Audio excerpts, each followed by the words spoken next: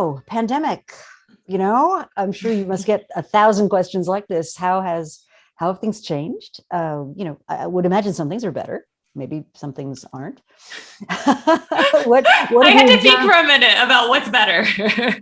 Well, I'll go first. I think what's better for me a lot is that a lot of the noisy kind of running around that a lot of us did before, we've been forced to put that on pause, and so I think it's forced a lot of people to be much more reflective about how they're spending their time. Who they're spending their time with. With bubbles, we have to be so much more thoughtful about who's in the bubble, and who's not, and who do we connect with. It's added a whole new layer of thoughtfulness, I think, about who we're working with, who we're connecting with, that kind of thing.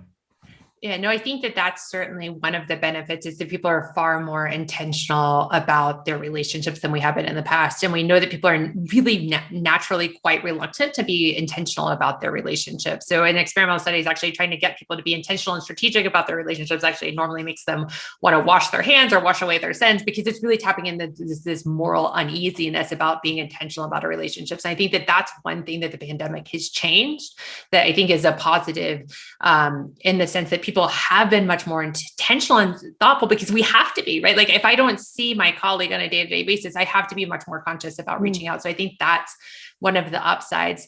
In my own work, I've spent quite a bit of time studying what's actually happened during our networks during the pandemic. So I looked at several hundred people's networks a year prior to the pandemic. And then in the midst of lockdown, looked at those same individuals' networks and to see what happened. What's interesting is if you look in general, our networks during the pandemic shrunk by close to 16%, which is around 450 people. But what's interesting is that shrinkage was almost entirely due to a reduction in the size of men's networks. So men's networks shrunk, networks shrunk by 30%, which is close to 450 people. But women's networks hardly shrank at all.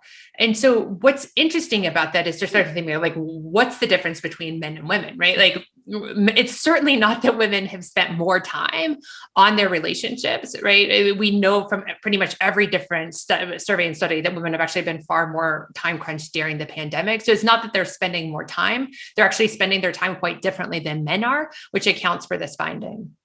And what are they doing that's different? So we know there are a couple of things that are different between men and women in general.